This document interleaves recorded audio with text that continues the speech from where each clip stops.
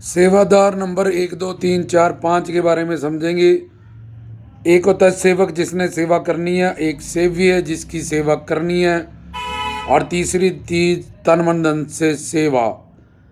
तो सेवादार नंबर 1 होता है जो अपने जिम्मेवारी से किसी पूर्ण गुरु से शिक्षा दीक्षा प्राप्त करके अपने गुरुधाम में गुरु प्यारी साथ संगत की सेवा करे, अपने आराध्य इष्ट देव अपने गुरुदेव की सेवा करे, बिना कहे अपना धर्म समझते हुए अपनी जिम्मेवारी से तन मन धन से।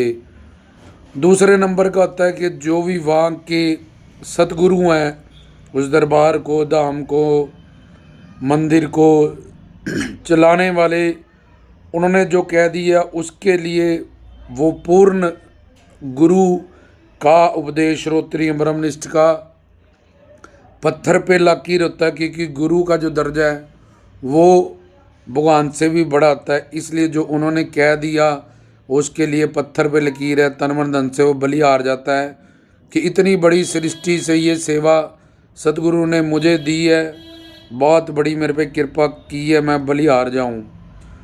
और तीसरे नंबर पे वो सेवा तो करता है लेकिन सोचता है मैं फंस गया हूँ, दिल से नहीं करता, मन से नहीं करता, पर वो गुरु हैं, मैं उनको मना नहीं कर सकता।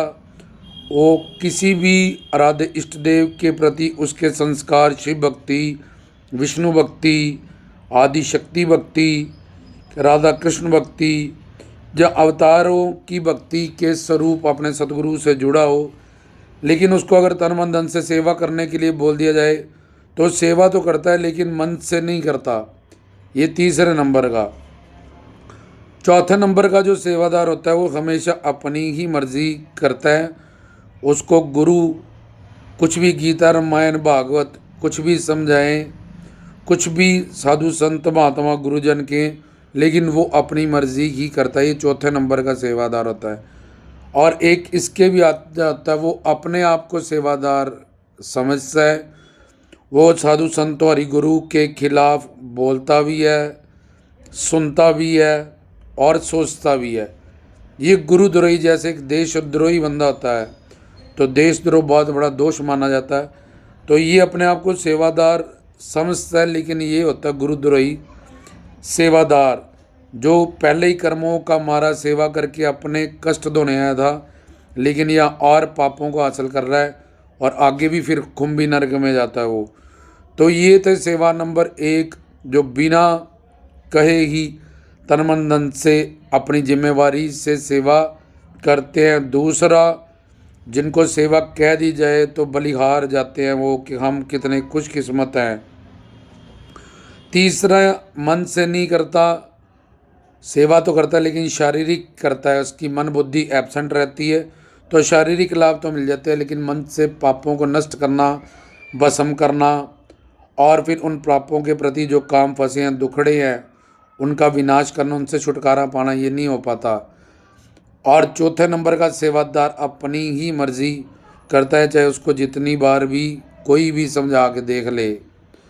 और पांचवें नंबर का जो सेवा आया तो सेवा करने था, लेकिन उन्हीं गुरु प्यारी साध संगत के, जहाँ दरबारों के, जहाँ हरि गुरु के सेवा करके अपने पाप धोने आया था, लेकिन अनधिकार चेष्टा करके वो अनुकूल तो हुआ नहीं परमात्मा के, हरि गुरु के, तो प्रतिकूल भाव से उनके खिलाफ बोलने लगा, सुनने लगा, सोचने लगा, तो जिससे वो यहाँ दंड का पात्र अपने लिए दंड निश्चित कर लेता है और आगे भी मरने का आदि कुंभी नरक जाता है। और उसकी सेवा तो वो आया था अपने पापों को नष्ट करके खुशियाँ पाने के लिए, उल्टा पहले ही पापों का मारा था, दुख तकलीफ़ों का और ज़्यादा नामापराध, गुरुद्रोह रोष भी उस पर लग जाता है, और तीनों लोकों में इसको कहीं शांति नहीं मिलती, सिर्फ दुख ही दुख मिलता है। और मरने के बाद भी उसको कुंभी नरक में डाला जाता है, जहाँ उसको सारे बदन में कीड़े खाते हैं। तो ये 5 तरह के सेवादार हैं। इसी सेवा के अकॉर्डिंग किसी पे सामान्य कृपा छोटी मिट्टी, किसी पे विशेष, किसी पे अद्भुत अलौकिक, और किसी की ज़िंदगी में करामातें होती हैं फिर बहुत बड़ी बड़ी, जैसे जैसे और जिस जिस नंबर का वो सेवादार होता है, जितना जितना वो रिस्पॉन्सिबल होता है, जैसे जैसे उसकी रैंकिंग बताई गई।